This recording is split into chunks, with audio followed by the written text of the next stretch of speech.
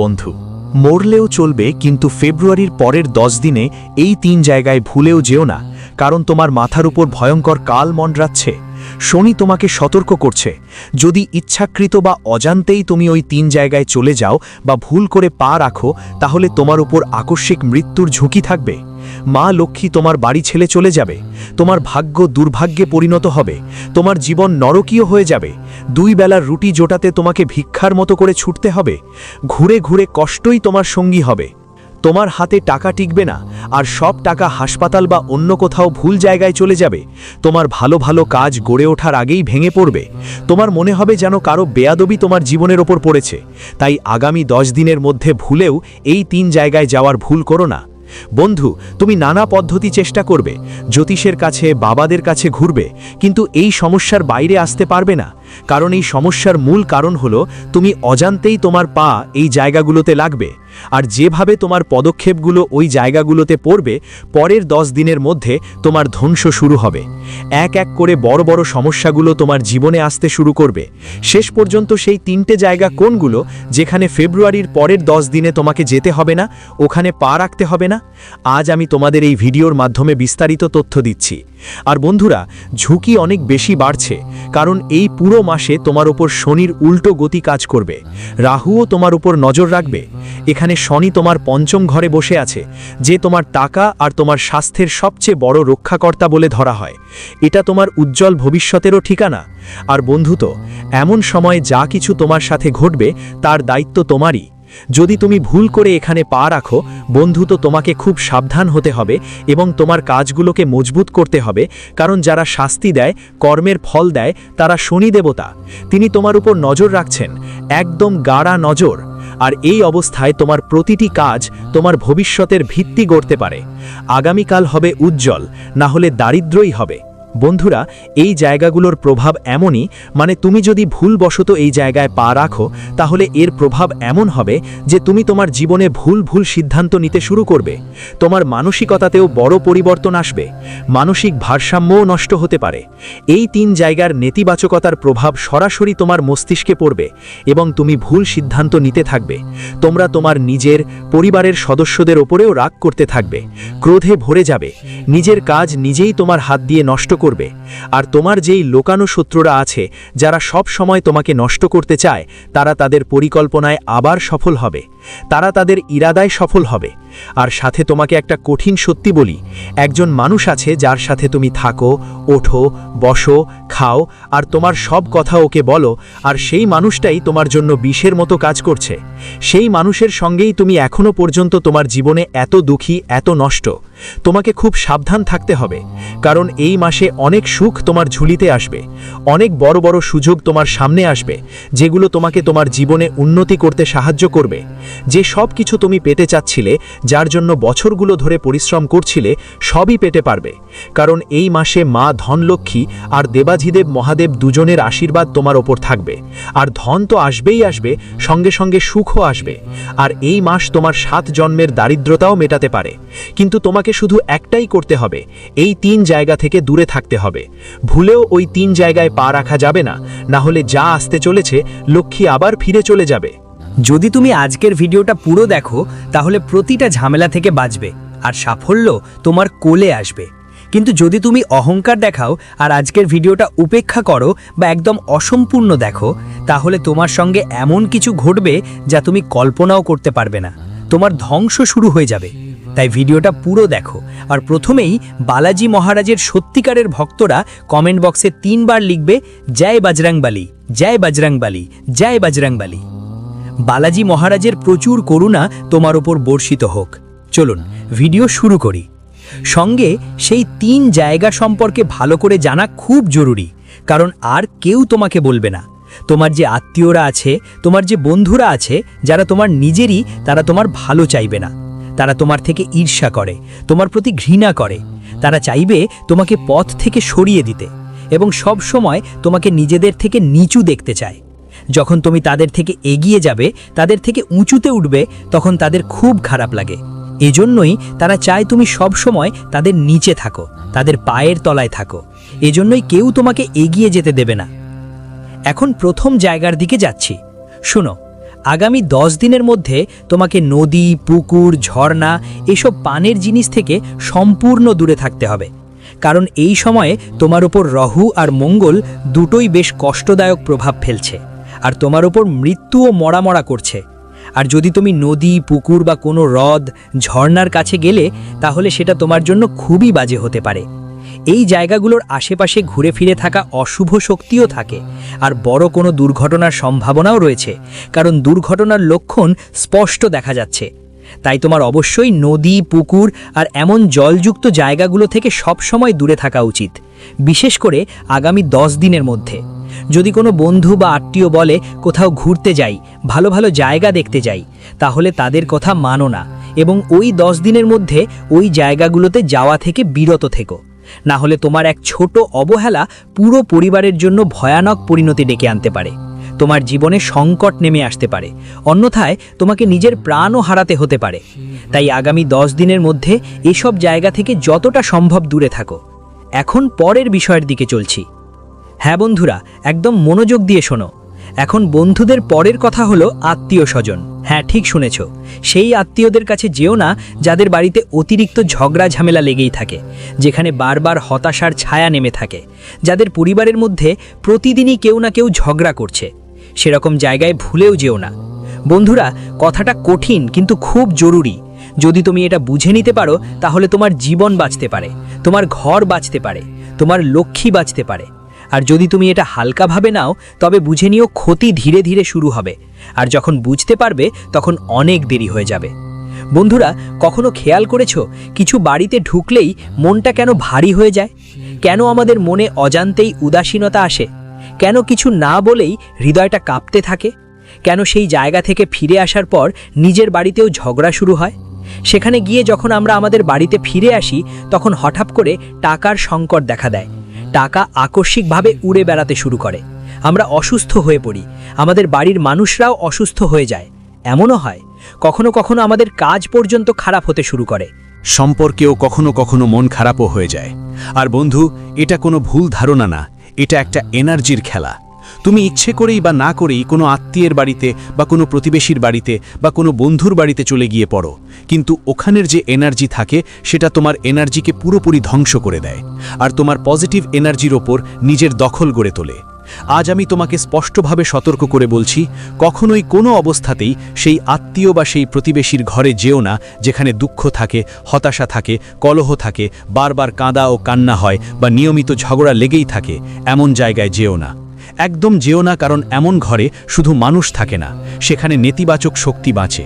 বন্ধু, যখন কোনো ঘরে প্রতিদিন ঝগড়া হয়, স্বামী স্ত্রীর মধ্যে ঘৃণা থাকে, শাশুড়ি সুতা বা বন্ধুদের মধ্যে লড়াই ঝগড়া চলে, সেখানে টাকার অভাব থাকে, অসুস্থতা থাকে, কোর্ট কাচারির ঝামেলা সেখানে লেগেই থাকে, ধোঁকা হয়, অপমান চলে, তখন ওই ঘরের দেয়াল, মেঝে, ছাদ সব কিছু নেতিবাচকতাকে শোষণ করে নেয়।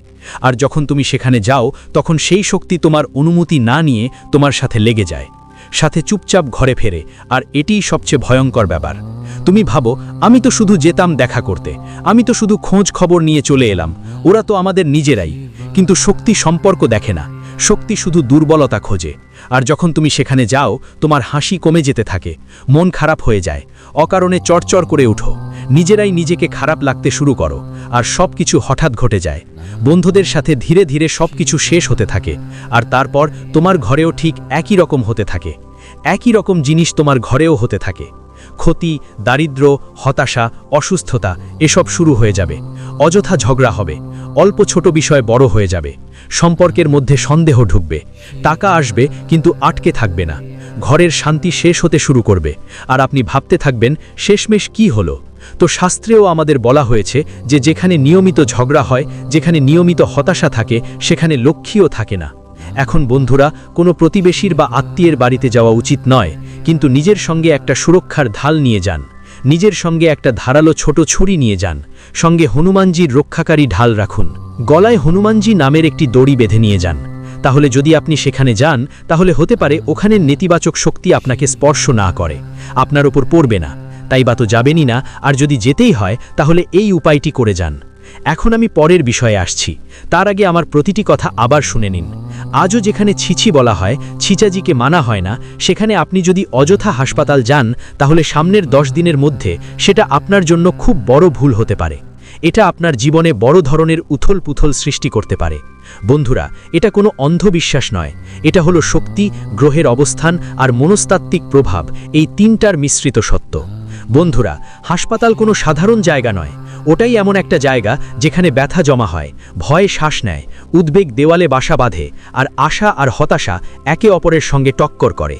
হাসপাতালে অনেক মানুষের মৃত্যু হয়, অনেকেই তাদের প্রাণ হারায়, অনেকেই জীবনটার শেষ মুহূর্তগুলো হাসপাতালেই কাটায়, এমনকি অনেকেই হাসপাতালেই ব্যথায় চিৎকার করে ওঠে।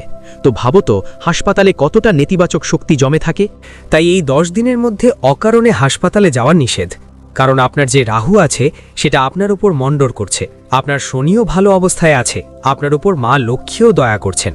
আর এমন সময় যদি আপনি হাসপাতালে যান, তাহলে আপনার সব শক্তি উল্টো দিকেই চলে যাবে।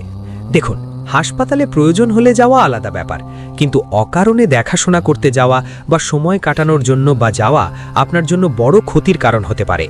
যদি কোনো আত্মীয়, প্রতিবেশী বা বন্ধু হাসপাতালে ভর্তি থাকে আর আপনাকে যেতে হয়, যদি যাওয়ার কথা হয়, তো এই 10 দিনে যাবেন না। চেষ্টা করুন কোনো অজুহাত বানাতে বা এমন কিছু করতে যাতে হাসপাতালে যাওয়া এড়ানো যায়। না হলে ফোনে হালচাল জিজ্ঞেস করে নিন, কারণ আগামী 10 দিনের গ্রহের অবস্থাটা এমন যে মন দ্রুত প্রভাবিত হবে, ভয় দ্রুত জমে যাবে, আর নেতিবাচকতা গভীরভাবে লেগে থাকবে। হাসপাতালে পা রাখলেই প্রথম যা হবে সেটা বুঝে নিন। আপনার মনে ভয় বাসা বাঁধবে, কারো অবস্থা দেখেই আপনি নিজের ব্যাপারে ভাবতে শুরু করবেন, আর আপনার অবচেতন মন দুর্বল হয়ে যাবে। এখান থেকেই শক্তির ক্ষয় শুরু হয়। বন্ধু, হাসপাতালে কেউ শেষ নিঃশ্বাস নিচ্ছে, কেউ জীবনকে লড়াই করছে, আর কেউ কাঁদছে, কেউ ভেঙে পড়েছে, কেউ গরিবের কারণে ভেঙে পড়েছে। এই সব কথা তোমার আত্মাকে ছুঁয়ে যায়, আর পরের 10 দিনে সেটা ছুঁয়ে জখমে পরিণত হতে পারে। অনেকের সঙ্গে ঠিক এরকমই হয়েছে। বন্ধুরা হাসপাতাল থেকে ফিরে এসে সেই রাতে তাদের বাড়িতে ঝগড়া শুরু হয়ে যায়, অকারণে তারা ভয় পাওয়া শুরু করে, তাদের ঘুম ভাঙতে থাকে, বাচ্চাদের মনও খিটখিটে হয়ে যায়। এই সব কিছুটা কাকতালীয় নয়। বন্ধুরা, হাসপাতাল নিয়ে সবচেয়ে খারাপ কথা কি জানো? তুমি জানো, যদি তুমি একবার হাসপাতাল গিয়েও ধরো কারো কাছে যদি কাউকে দেখতে যাও, তাহলে 1 মাসের মধ্যেই তুমি নিজেই অসুস্থ হয়ে পড়বে, বারবার হাসপাতালে যেতে হবে। এমনটাই হয় বন্ধু। কেউ যদি একটু ছোটখাটো অসুস্থ হয় আর হাসপাতালে যায়, তাহলে বারবার হাসপাতালে যাওয়ার অভ্যেস পড়ে যায়। সে প্রতি 10-15 দিনে একবার হাসপাতালে যেতে হয়। কোনো না কোনো অসুখ সে বা তার পরিবারের কেউ নিয়মিত পায় আর হাসপাতালে ঘুরতে হয়। আর ঠিক যাদের বাড়িতে ঘরোয়া উপায়ে চিকিৎসা হয় আর হাসপাতালে যাওয়া থেকে বাঁচে, তারা তো হাসপাতালে যায়ই না, তাদের বাড়িতেই সুস্থ হয়ে যায়। হ্যাঁ, তার শরীরে কোনো রোগ হয় না, সে হাসপাতাল থেকে দূরে থাকে। তাই যতটা সম্ভব এই জায়গাতেই কম যান। দেখুন, মন্দিরে ঘণ্টা আছে, মন্ত্র আছে, বাড়িতে প্রদীপ আছে, আর নিজের শক্তি আছে, কিন্তু হাসপাতালে কি আছে? শুধু মেশিন, ভয় আর অশান্তি।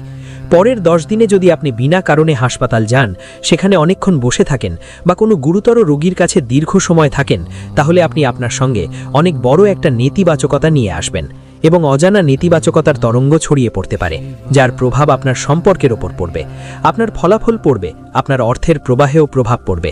তাই শাস্ত্রেও বলা হয়েছে, অসুস্থ জায়গায় বেশি সময় থাকা মানে অসুস্থতাকে আমন্ত্রণ জানানো। এখন একটা গুরুত্বপূর্ণ কথা শুনুন আমার। যদি বাধ্য হয়ে হাসপাতালে যেতে হয়, তাহলে কিছু ভুল করবেন না। বিশেষ করে পরবর্তী 10 দিন হাত খালি ফিরবেন না। হ্যাঁ, হাত খালি ফিরবেন না। হাসপাতাল থেকে সরাসরি বাড়ি যাবেন না, এবং বাড়ি এসে বিছানায় বসবেন না। আর সবচেয়ে বড় ভুল হলো, সেখানে যা শুনেছেন বাড়ি এসে সেটা আবার বলতে বা পুনরাবৃত্তি করতে যাবেন না, কারণ কথার মধ্যেও শক্তি থাকে। ধরুন আপনি হাসপাতালে গিয়েছেন, তাহলে হাসপাতাল থেকে সরাসরি আপনি যদি বাজার থেকে এসে হাসপাতাল থেকে সরাসরি মন্দিরে চলে যান বা অন্য কোথাও যান, তাহলে আপনার শক্তি কোথায় যাবে সেটা পথে হারিয়ে যাবে। আর যখন বাড়িতে ঢুকবেন, তখন নিজের ওপর গঙ্গা জল ছিটিয়ে নিন, সম্ভব হলে গোসল করেও নিন। সরাসরি ঘরের বিছানায় বা পালঙ্গে বসবেন না। অনেকেই হাসপাতাল থেকে এসে সেখানে কি হয়েছে সেটা নিয়ে কথা বলেন, যেমন ওই তো আমার আত্মীয়, ওর অবস্থা খুব খারাপ হয়ে যাচ্ছে, ওর এমন হওয়াটা ঠিকই, ডাক্তার বলেছে ওর এই রোগ হয়েছে। এসব কথা বললে পরিস্থিতি আরও খারাপ হয়। তাই এসব ব্যাপারে সতর্ক থাকুন। সেখানে যে কথা বলে সেগুলোও বলতে হবে না। তো যদি যেতেই হয়, আমি যে উপায় বলেছি সেরকম করো, তারপর যাও। হাতে পায়ে ভালো করে ধুয়ে নাও, কিছুক্ষণ বাইরে দাঁড়াও, ঘরে ঢোকার আগে গভীর শ্বাস নাও, নিজের ওপর গঙ্গা জল ছিটিয়ে নাও। এখন পরের জায়গা, বন্ধুরা, কোর্ট কাচারা আর থানার আশেপাশে, জেলের আশেপাশে তোমাদের ঘুরে বেড়াতে হবে না। বন্ধু, তোমাদের জীবনে যদি এমন জায়গায় যাও তাহলে ঝামেলা বাড়তে পারে, যেখান থেকে বের হওয়া সহজ নয়। এই জায়গাগুলো শুধু ভবন নয়, প্রতিটি দেওয়াল কারো ভয় শুনেছে, কারো অসহায়তা দেখেছে, কারো ভবিষ্যৎ ভেঙে যেতে দেখেছি আমি। তাই থানার চক্কর কেটে সময় নষ্ট করো না।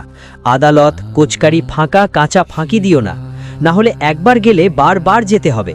তুমি দেখেছো তো, কেউ একবার আদালতে গেলে বারবার সেখানে চলে যায়, বছর বছর যায়। কেউ দেখেছো কি পুরো জীবনটাই আদালতের পেছনে কাটায়। কেউ থানার চক্কর কাটতে থাকে, আর তখন থানারই ফাঁদে পড়ে যায়। দিনে দিনে তার ওপর ভুয়া মামলা হয় বা পরিবারের কারো ওপর মামলা হয়, তাই সে ধীরে ধীরে থানায় যেতে থাকে। এইসব জিনিস কি করে নিজেই টানে, নিজের দিকে ডাকে।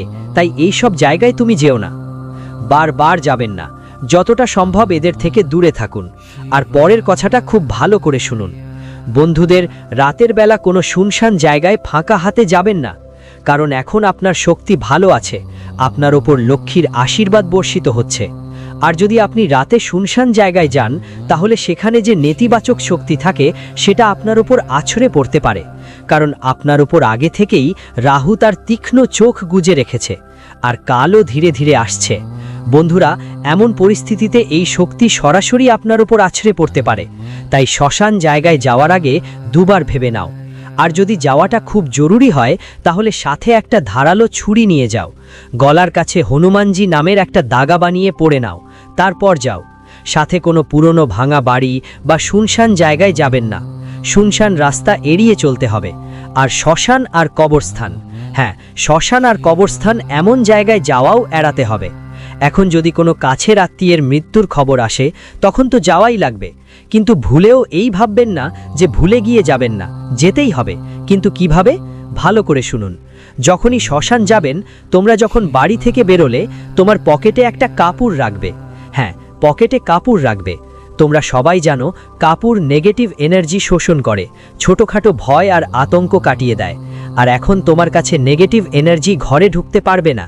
তো বন্ধুরা, যদি শ্মশানে যেতে হবে, আগে পকেটে কাপড় নিয়ে নাও আর একটা ছুরি নিয়ে যাও, তারপর শ্মশানে যেও। আর বাড়ি ফিরে আসার আগে রাস্তার মধ্যে কোনো নোংরা নালায় ওই কাপড় ফেলে দাও। তারপর বাড়ি এসে ভালো করে গোসল করো। আর যে নিয়মগুলো তাদের মতোই মানতে হবে, যেন ওখানের নেতিবাচকতা তোমার উপর প্রভাব ফেলতে না পারে। যতটা সম্ভব প্রয়োজন না হলে যেও না, যতটা সম্ভব এড়িয়ে যাওয়ার চেষ্টা করো। বন্ধুরা, আমি এই ভিডিওতে তোমাদের বলেছি কোথায় যাওয়া যাবে না। এখন বলছি পরবর্তী 10 দিনে কোথায় যাওয়া উচিত, যেন তোমার ওপর যে কালমণ্ডল আসছে, যে রাহুর তির্যক নজর আছে, তার প্রভাব না পড়ে। সেই সাথে লক্ষ্মীর করুণা তোমার ওপর বজায় থাকে, আর তোমার সম্পদের আগমনের পথ পুরোপুরি খুলে যায়, ভাগ্য শক্তিশালী হয়। শেষ পর্যন্ত কি করতে হবে সেটা মনোযোগ দিয়ে শুনবে, আর কোথায় যেতে হবে সেটাও মনোযোগ দাও। এসো শুনে নাও এই 10 দিনে।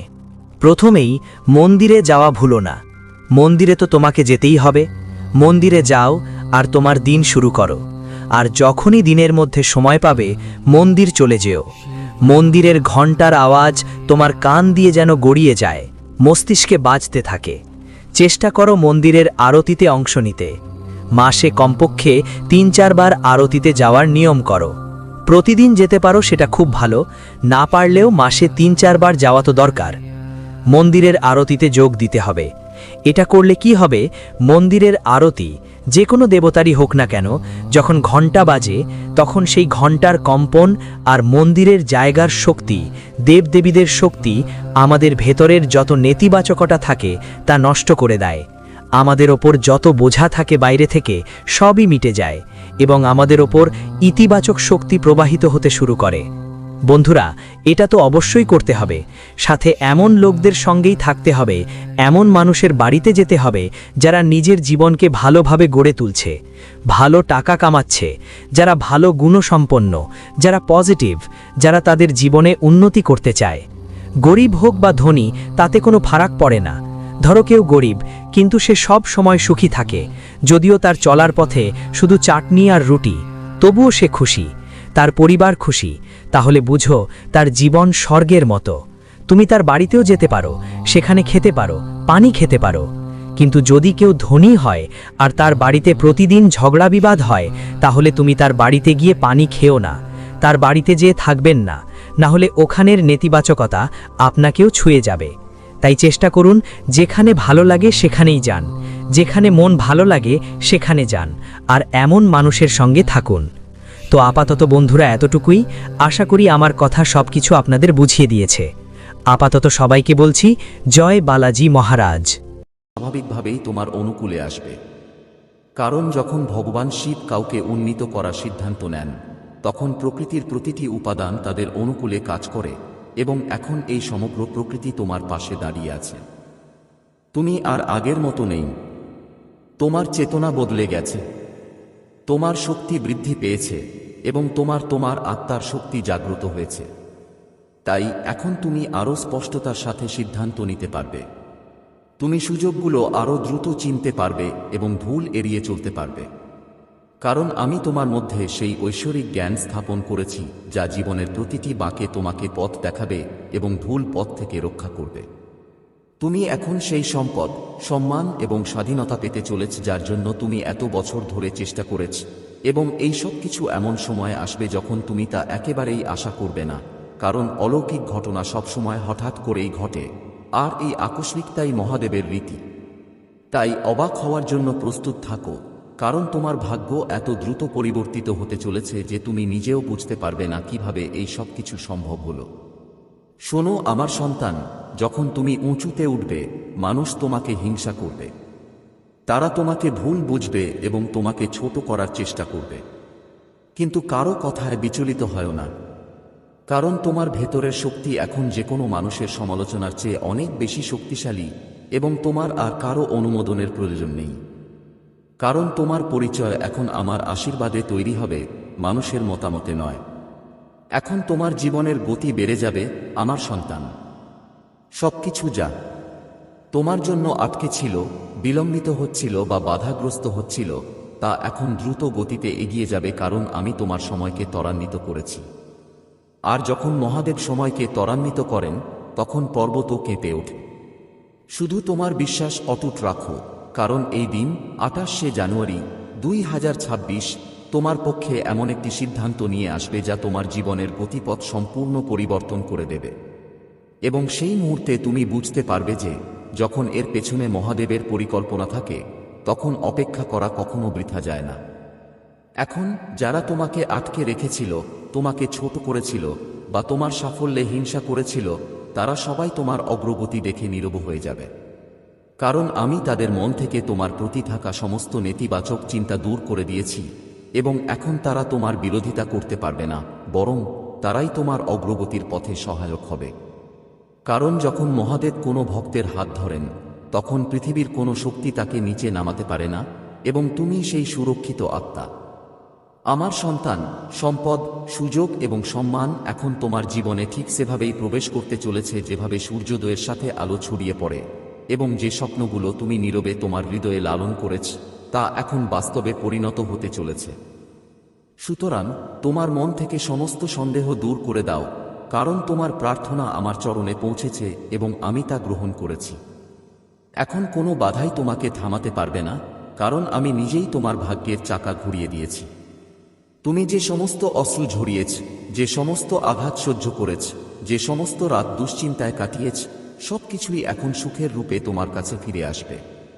কারণ আমি তোমার প্রতিটি সংগ্রাম দেখেছি এবং প্রতিবার তোমাকে পতন থেকে রক্ষা করেছি।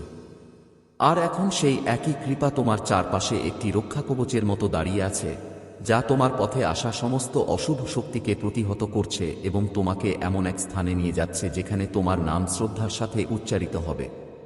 আর এখন সেই সময় এসেছে যখন তুমি সেই সাফল্য লাভ করবে যার জন্য তুমি অসংখ্য বিনিদ্র রজনী ধরে স্বপ্ন বুনেছ।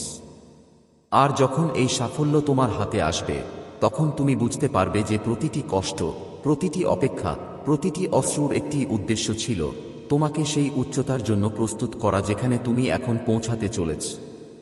তাই তোমার হৃদয়কে শান্ত করো এবং আমার আশীর্বাদ গ্রহণ করো, কারণ এই পর্যায়টি তোমার জীবনের সবচেয়ে শুভ অধ্যায় হতে চলেছে। আমার সন্তান, এখন যখন তোমার আত্মা জাগ্রত হয়েছে এবং তোমার ভেতরের আলো ছড়িয়ে পড়তে শুরু করেছে, তখন মহাবিশ্ব তোমার শক্তির সাথে নিজেকে সারিবদ্ধ করছে এবং যে সুযোগগুলো একসময় তোমাকে এড়িয়ে যেত সেগুলো এখন তোমার দরজায় কড়া নাড়বে। কারণ আমি তোমার ভাগ্যের সুতো নতুন করে বুনছি। আর এই নতুন বুনন এতটাই শুভ, এতটাই শক্তিশালী যে কোনো নেতিবাচক শক্তি একে ভাঙতে পারবে না। তুমি এখন অনুভব করবে যে যে কাজগুলো একসময় কঠিন ছিল সেগুলো সহজ হয়ে যাচ্ছে। যে পথে তুমি একা হেঁটেছ সেখানে এখন তুমি পথ প্রদর্শক খুঁজে পাবে। আর যে প্রশ্নগুলো তোমাকে রাতে জাগিয়ে রাখত সেগুলোর উত্তর এখন তোমার চোখের সামনেই মিলবে। কারণ আমি তোমার জীবনে এমন স্বচ্ছতা নিয়ে আসছি যা সমস্ত সন্দেহ দূর করে দেবে এবং তোমার মন এখন ভয় নয় বরং বিশ্বাসে পূর্ণ হবে। শুধু একটি কথা মনে রেখো, তোমার কঠোর পরিশ্রম কখনো বৃথা যায়নি, তোমার প্রার্থনা কখনো অনশোনা থাকেনি এবং তোমার অশ্রু কখনো বৃথা ঝরেনি। কারণ আমি তোমার প্রতিটি আকুতি শুনেছি এবং এখন সেই আকুতি তোমার ভাগ্যের উত্তর হয়ে ফিরে আসছে। তাই তোমার হৃদয়ে আশা এবং আত্মার শান্তি বজায় রাখো, কারণ আগামী দিনে তুমি তাই পাবে যা নিয়ে তুমি কেবল স্বপ্ন দেখেছ। এখন আপনার জীবনের পথে এক জ্যোতি উদ্ভাসিত হচ্ছে, এমন এক জ্যোতি যা কেবল ভগবান শিবের কৃপাতেই আসে এবং এই জ্যোতি এতটাই উজ্জ্বল হবে যে আপনার শত্রুরাও আপনার বিজয়ে স্তব্ধ হয়ে যাবে। তাই এখন আপনার কাউকে ভয় পাওয়ার দরকার নেই, কারণ আপনার ভেতরে যে শক্তি জেগে উঠেছে তা পর্বত সরাতে পারে এবং আপনার জীবনের প্রতিটি অন্ধকার সুড়ঙ্গকে আলোয় ভরিয়ে দিতে পারে, আর এই আলো কখনো নিভে যাবে না। আমার সন্তান, যখনই তুমি হাল ছেড়ে দেওয়ার কথা ভেবেছ, আমি ভেতর থেকে তোমাকে আবার উঠে দাঁড়ানোর শক্তি দিয়েছি এবং এখন সেই শক্তিই তোমার জীবনের সবচেয়ে বড় অস্ত্র হতে চলেছে। কারণ এই সময়টা 28শে জানুয়ারি 2026 তোমারই জন্য। আপনার সংগ্রামের সমাপ্তিই আপনার অগ্রগতির সূচনা। তাই আপনার পদক্ষেপ দৃঢ় রাখুন, আপনার উদ্দেশ্যকে পবিত্র রাখুন এবং আপনার বিশ্বাসকে অটল রাখুন। কারণ যা আসছে তা আপনার কল্পনার চেয়েও মহৎ ও সুন্দর। আর এখন যেহেতু আপনার ভাগ্যের চাকা ঘুরেছে, এই রূপান্তরটি কেবল বাহ্যিক নয়, অভ্যন্তরীণও হবে। আপনি নিজের মধ্যে সেই স্থিরতা, সেই শক্তি এবং সেই প্রশান্ত আলো অনুভব করবেন যা আগে কেবল ধ্যানের মাধ্যমেই পাওয়া যেত। আর এটি সেই চিহ্ন যে আপনি মহাদেবের চেতনার সাথে সংযুক্ত হয়েছেন। তাই আপনার নেওয়া প্রতিটি সিদ্ধান্ত এখন সঠিক দিকে যাবে এবং আপনার প্রতিটি পদক্ষেপ আপনাকে সাফল্যের দিকে নিয়ে যাবে। আমি জানি আপনি আপনার পরিবারের জন্য কতটা ত্যাগ স্বীকার করেছেন এবং সময়ের সাথে সাথে সবাই আপনার কঠোর পরিশ্রম ভুলে গেছে। এমনকি কেউ কেউ আপনার শত্রুও হয়ে উঠেছে। কিন্তু এখন থামবেন না, কারণ আপনার যাত্রা শুরু হয়েছে। মহাদেবের আশীর্বাদ আপনার উপর রয়েছে, আর যদি আপনি এখন ফিরে যান তবে বুঝবেন যে আপনি আপনার গন্তব্যে পৌঁছানোর ঠিক এক ধাপ আগেই মুখ ফিরিয়ে নিয়েছেন। আপনার কথায় শক্তি দেওয়া হয়েছে এবং আপনার উদ্দেশ্য আশীর্বাদ ধন্য হয়েছে। তাই কোনো কাজকে তুচ্ছ মনে করবেন না, কারণ আপনার প্রতিটি প্রচেষ্টা ফলপ্রসূ হবে এবং সেই ফল এতটাই মধুর হবে যে আপনি নিজের ভাগ্য দেখে নিজেই বিস্মিত হবেন। এটি সেই চিহ্ন যে আপনার ভাগ্য এখন আমার কৃপার অধীনে। আপনি যা হারিয়েছেন তার চেয়ে বহুগুণ বেশি ফিরে পাবেন। কারণ ক্ষতি কেবল একটি প্রস্তুতি এবং কষ্ট কেবল একটি রূপান্তর, আর এখন সেই রূপান্তর সম্পূর্ণ হয়েছে। তাই আপনি যা কিছু সহ্য করেছেন তা এখন শক্তি হয়ে আপনার পাশে দাঁড়িয়েছে এবং এই শক্তিই হবে আপনার সবচেয়ে বড় ঢাল। কারণ জীবন এখন আপনাকে দিতে এসেছে, নিতে নয়, এবং দেওয়ার ক্ষেত্রে এটি কখনোই কার্পণ্য করবে না। আপনার জীবনে এমন মানুষ আসবে যারা আপনাকে উন্নত করবে, আপনাকে সমর্থন করবে এবং আপনার আত্মার মূল্য বুঝবে। কারণ মহাবিশ্ব এখন আপনার চারপাশে একটি নতুন শক্তি ছড়িয়ে দিয়েছে যা কেবল ইতিবাচক আত্মাদেরই কাছে আসতে দেয় এবং আপনি দেখতে পাবেন যে ধীরে ধীরে যারা আপনাকে কষ্ট দিয়েছে, যারা আপনাকে আটকে রেখেছিল, তারা নিজেরাই আপনার পথ থেকে সরে যাবে। কারণ আপনাকে থামানোর শক্তি তাদের আর নেই। আপনার জীবনে যে পরিবর্তনগুলো আসতে চলেছে তা কেবল অর্থনৈতিক বা বস্তুগত হবে না, আধ্যাত্মিকও হবে। আপনার চিন্তাভাবনা বদলে যাবে, আপনার দৃষ্টিভঙ্গি বদলে যাবে এবং আপনি এমন জিনিস বুঝতে শুরু করবেন যা আগে আপনি উপেক্ষা করতেন।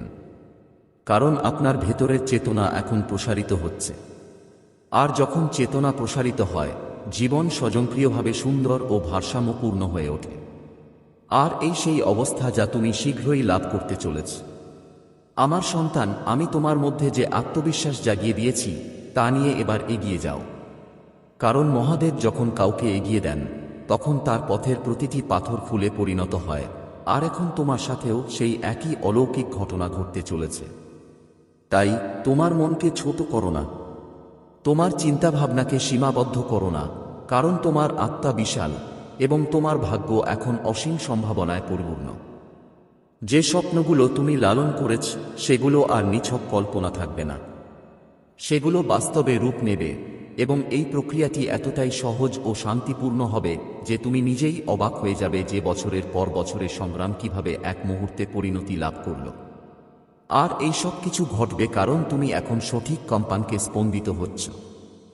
তুমি তোমার সমস্ত কঠোর পরিশ্রম এবং সহ্য করা সমস্ত উপহাসের পুরস্কার পাবে এবং সেই